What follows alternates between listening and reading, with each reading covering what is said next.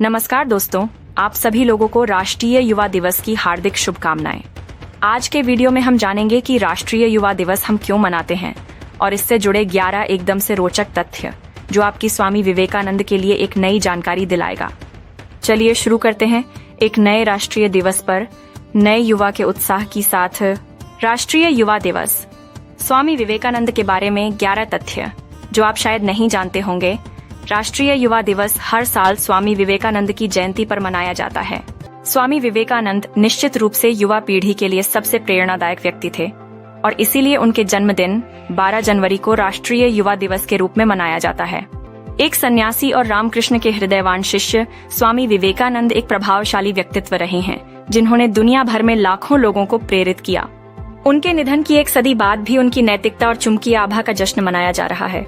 स्वामी विवेकानंद को मानव जाति की प्रेरणा के लिए सदैव याद किया जाना चाहिए। निस्संदेह स्वामी उपलब्धि, गौरव और प्रेरणा का सबसे बड़ा स्रोत हैं।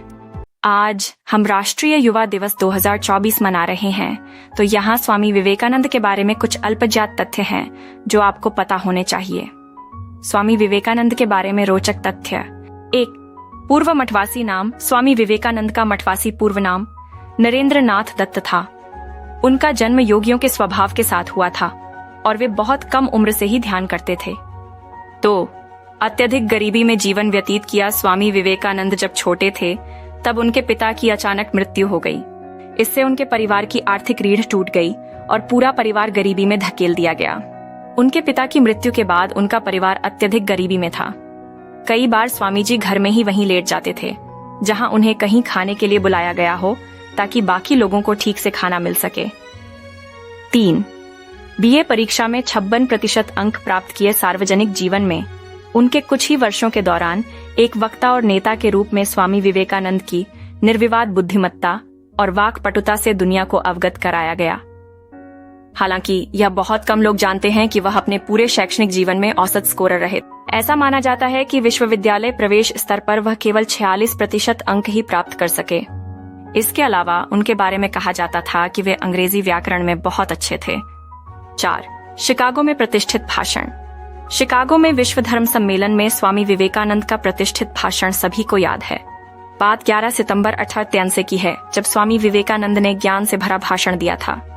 जो लोग नहीं जानते उनके लिए यह प्रतिष्ठित शिकागो भाषण है जिसमें विवेकानंद ने दर्शकों को अमेरिका के भाइयों और बहनों के रूप में संबोधित किया था।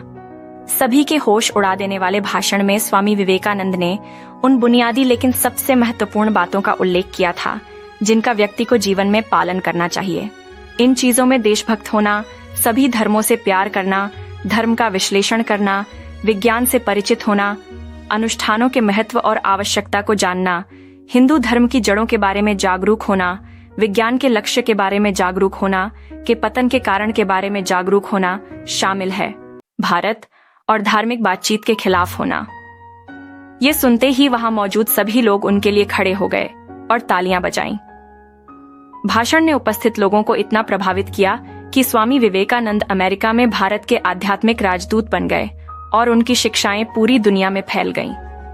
हमेशा के लिए बेरोजगार बीए की डिग्री होने के बावजूद विवेकानंद को कभी नौकरी नहीं मिली। यहाँ तक कि वह काम के लिए घर घर भी गए। कोई रोजगार न होने के कारण स्वामी विवेकानंद का ईश्वर से विश्वास उठ गया और वे कहने लगे, भगवान का अस्तित्व नहीं है। 6. तीव्र स्मृति। स्वामी जी पुस्तकालय से पुस्तकें उधार लेते थे और अगले दिन लौटा देते थे। लाइब्रेरियन को संदेह हुआ कि उसने सचमुच किताबें पढ़ी हैं या नहीं, इसलिए लाइब्रेरियन ने किताबों के एक यादृच्छिक पृष्ठ से प्रश्न पूछकर उसका परीक्षण किया। स्वामी जी ने उनका सही उत्तर दिया और उसी पृष्ठ की पंक्तियां भी उद्धृत कीं। 7. मठ के अंदर महिलाओं के लिए प्रवेश वर्जित है। हालांकि विवेकानंद महिलाओं का सम्मान और पूजा करते थे, लेकिन उनके मठ में महिलाओं का प्रवेश सख्त वर्जित था। एक बार जब स्वामी जी बीमार थे तो उनके शिष्य उनकी मां को ले आए। अपनी मां को देखकर वह चिल्लाया, आपने एक महिला को अंदर क्यों आने दिया? मैंने ही नियम बनाया था और मेरे लिए ही नियम तोड़ा जा रहा है। नरेंद्र से साधु बने। जब स्वामी विवेकानंद नरेंद्र से सन्यासी बने तो उनका नाम स्वामी विविदिशानंद था, लेकिन शिकागो जाने से पहले उन्होंने अपना नाम बदलकर विवेकानंद रख लिया। 9. मनुष्य की सेवा करना भगवान की पूजा से भी बढ़कर है। अपने गुरु रामकृष्ण की मृत्यु के बाद स्वामी विवेकानंद ने एक घुमंतु भिक्षु के रूप में पूरे भारत की यात्रा करने का प्रयास किया। रामकृष्ण ने विवेकानंद को सिखाया कि मनुष्य की सेवा करना भगवान की पूजा से भी बढ़कर है।